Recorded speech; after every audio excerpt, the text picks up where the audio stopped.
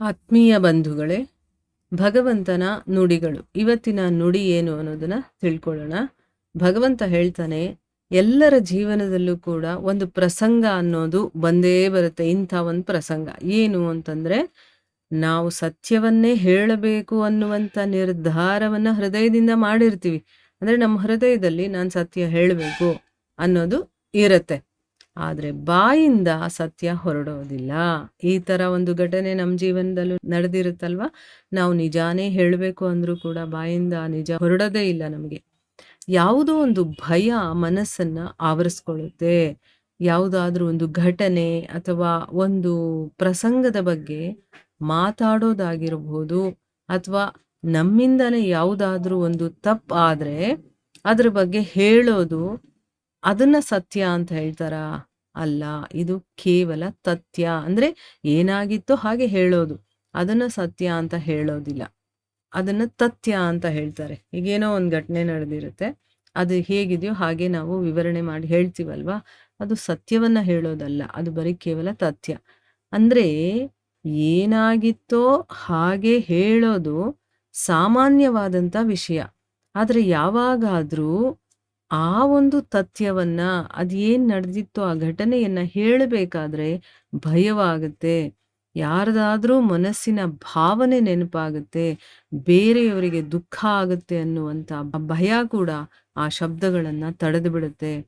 ಹಾಗಾದ್ರೆ ಈ ಸತ್ಯ ಅಂತಂದ್ರೆ ಏನು ಅಲ್ವಾ? ಇದೆಲ್ಲ ನಮ್ಮ ಜೀವನದಲ್ಲಿ ಆಗಿರುತ್ತೆ. ನಮ್ಗೇನೋ ಒಂದು ಹೇಳಬೇಕು ಅಂತ ಅನ್ಕೊಳ್ತೀವಿ. ಅವ್ರಿಗೆ ನೋವಾಗುತ್ತೇನೋ ಅಥವಾ ಅವ್ರಿಗೇನಾದ್ರೂ ಅನ್ಸುತ್ತೇನೋ ಅಂತ ಅಂದ್ಬಿಟ್ಟು ನಾವೇನ್ ಮಾಡ್ತೀವಿ, ಆ ನಡೆದಿರೋ ಘಟನೆಯನ್ನ ಹೇಳೋದಕ್ಕೆ ನಾವು ಭಯ ಪಡ್ತೀವಿ.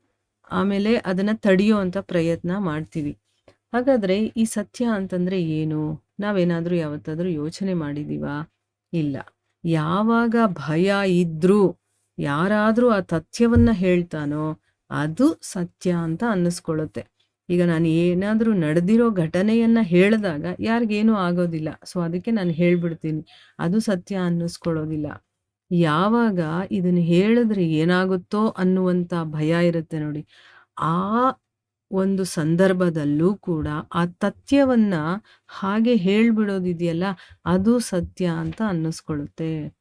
ವಾಸ್ತವದಲ್ಲಿ ಸತ್ಯ ಅಂತಂದ್ರೆ ಬೇರೆ ಏನೂ ಅಲ್ಲ, ಕೇವಲ ನಿರ್ಭಯದ ಬೇರೆ ಹೆಸರೇನೆ ಸತ್ಯ. ಅಲ್ಲಿ ಭಯ ಅನ್ನೋದು ಏನಾದ್ರೂ ಇರ್ಲಿ, ಅದನ್ನ ಹೇಳೋದಕ್ಕೆ ಹಿಂಜರಿಕೆ ಇರಬಾರ್ದು, ಭಯ ಇರಬಾರ್ದು, ಮತ್ತೆ ನಿರ್ಭಯವಾಗಿರೋದಕ್ಕೆ ಯಾವುದೇ ಸಮಯ ಅನ್ನೋದು ಇರೋದಿಲ್ಲ. ಯಾಕಂದ್ರೆ ನಿರ್ಭಯನೇ ಆತ್ಮದ ಸ್ವಭಾವ.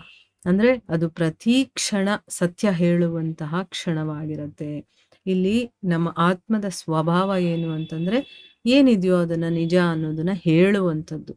ಅದು ಎಂಥ ಘಟನೆನೇ ಆಗಿರಬಹುದು, ಅದನ್ನ ಧೈರ್ಯವಾಗಿ ಹೇಳುವಂಥದ್ದು. ಅಲ್ಲಿ ಭಯ ಅನ್ನೋದೇ ಇರೋದಿಲ್ವಲ್ಲ, ಅದು ಆತ್ಮದ ಸ್ವಭಾವ ಅಂತ ಹೇಳ್ತಾ ಇದ್ದಾರೆ. ಈಗ ಸತ್ಯ ಅಂತಂದ್ರೆ ಏನು ಅಂತ ಗೊತ್ತಾಯ್ತಲ್ವಾ? ಈಗ ಮಹಾಭಾರತದಿಂದ ನಾವು ಯಾವ ಘಟನೆಯಿಂದ ಇದನ್ನ ಅರ್ಥ ಮಾಡ್ಕೊಳ್ಬಹುದು ಅಂತ ತಿಳ್ಕೊಳ್ಳೋಣ.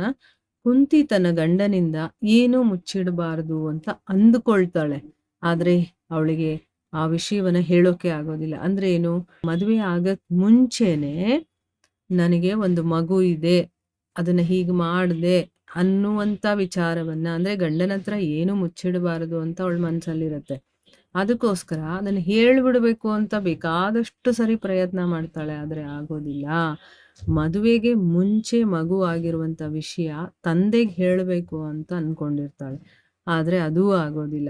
ಮದುವೆ ಆಗಿ ಬರ್ತಾ ಗಂಡನಿಗಾದ್ರೂ ಹೇಳಬೇಕು ಅಂತ ಅನ್ಕೊಳ್ತಾಳೆ. ಆದ್ರೆ ಅದು ಆಗೋದಿಲ್ಲ. ಭಯ ಅವಳಿಗೆ, ಏನಾಗ್ಬಿಡುತ್ತೋ, ಏನ್ ಹೇಳಿದ್ರೆ ಏನಾಗ್ಬಿಡುತ್ತೋ ಅಂತ ಅಂದ್ಬಿಟ್ಟು ಅದಕ್ಕೋಸ್ಕರ ಅವಳು ಸಮಯಕ್ಕೋಸ್ಕರ ಕಾಯ್ತಾ ಇರ್ತಾಳೆ. ಅಂದ್ರೆ ಮದುವೆ ಟೈಮಲ್ಲಾದ್ರೂ ಗಂಡನ್ಗೆ ಹೇಳ್ಬೇಕು, ಅವನಿಂದ ಏನು ಮುಚ್ಚಿಡಬಾರದು ಅಂತ ಅನ್ಕೊಳ್ತಾಳೆ. ಆಗ್ಲೂ ಹೇಳಕ್ಕಾಗಲ್ಲ. ಆಮೇಲೆ ರಾತ್ರಿ ಅವಳ ರೂಮಲ್ಲಿ ಸಿಕ್ಕಾಗ ಹೇಳಬೇಕು ಅನ್ಕೊಳ್ತಾಳೆ. ಅಷ್ಟ್ರಲ್ಲಿ ಏನಾಗುತ್ತೆ, ಯುದ್ಧಕ್ಕೆ ಹೋಗುವಂತ ಒಂದು ಸಂದರ್ಭ ಬಂದ್ಬಿಡತ್ತೆ ಪಾಂಡುಗೆ. ಆಗ್ಲೂ ಅವಳು ಹೇಳೋದಕ್ಕೆ ಹೆದರ್ಕೊಂಡು ಹಿಂಜರಿತಾಳೆ. ಆ ರೀತಿ ಹಿಂಜರಿಕೆ ಪಡದೆ, ಅವಳು ಹೆದರ್ಕೊಳ್ಳದೆ ಆ ಸತ್ಯವನ್ನ ಹೇಳಬೇಕಾಗಿತ್ತು. ಅಥವಾ ಏನ್ ನಡೆದಿದೆಯೋ ಆ ಘಟನೆಯನ್ನ ಹೇಳ್ಬೇಕಿತ್ತು. ನಡೆದ ಘಟನೆಯನ್ನ ಹೇಳೋದನ್ನ ಸತ್ಯ ಅನ್ನೋದಿಲ್ಲ, ತಥ್ಯ ಅಂತ ಹೇಳ್ತಾರೆ. ಬೇರೆಯವರ ಮನಸ್ಸಿಗೆ ನೋವಾಗಬಹುದು ಅಥವಾ ಏನಾಗ್ಬಿಡುತ್ತೋ ಅಂತ ಹೆದರ್ಕೊಳ್ಳೋದು, ಭಯ ಪಡೋದು. ಈಗ ನಾನು ಹೇಳಿಬಿಟ್ರೆ ಅವ್ರಿಗೆ ಏನು ಅನ್ಸುತ್ತೋ, ಆಮೇಲೆ ಅವ್ರು ಏನು ರಿಯಾಕ್ಟ್ ಮಾಡ್ತಾರೋ ಅದರಿಂದ ನನ್ನ ಜೀವನಕ್ಕೆ ಏನು ತೊಂದರೆ ಆಗ್ಬಿಡುತ್ತೋ, ಈ ರೀತಿ ಎಲ್ಲ ಭಯ ಪಟ್ಕೊಂಡು ನಡೆದಿರುವ ತಥ್ಯವನ್ನು ಹೇಳದೇ ಇರ್ತೀವಲ್ವಾ, ಅದು ತಪ್ಪು. ಆದರೆ ಆ ತಥ್ಯವನ್ನ ಅಂದರೆ ನಡೆದಿರೋ ಏನು ಘಟನೆ ಇರುತ್ತೋ ಅದನ್ನು ಹೇಳಬೇಕಾದ್ರೆ ಭಯ ಇದ್ರೂ ಹೇಳೋದಿದೆಯಲ್ಲ, ಅದನ್ನು ಸತ್ಯ ಅಂತ ಹೇಳ್ತಾರೆ. ಎಷ್ಟು ಚೆನ್ನಾಗಿದೆ ನೋಡಿ. ಈ ವಿಷಯಗಳನ್ನೆಲ್ಲ ನಾವು ಯೋಚನೆನೇ ಮಾಡಿರೋದಿಲ್ಲ.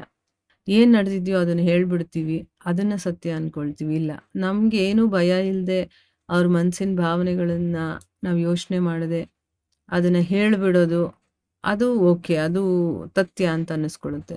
ಆದರೆ ಭಯ ಇರುತ್ತೆ ನಮಗೆ, ಅವ್ರಿಗೆ ಏನು ಅನ್ಕೊಂಡ್ಬಿಡ್ತಾರೋ ಅಥವಾ ಅವ್ರ ಮನಸ್ಸಿನ್ಗೆ ಏನು ತೊಂದರೆ ಆಗುತ್ತೋ, ಈ ರೀತಿ ಎಲ್ಲ ಯೋಚನೆ ಮಾಡಿದ್ರೂ ಇಲ್ಲ ಇದು ನಿಜ ನಡೆದಿರುವಂಥದ್ದು, ಇದನ್ನು ಹೇಳಲೇಬೇಕು ನಾನು ಅಂತ ಧೈರ್ಯ ಮಾಡಿ ಹೇಳೋದಿದೆಯಲ್ಲ, ಅದನ್ನು ಸತ್ಯ ಅಂತ ಹೇಳ್ತಾರೆ.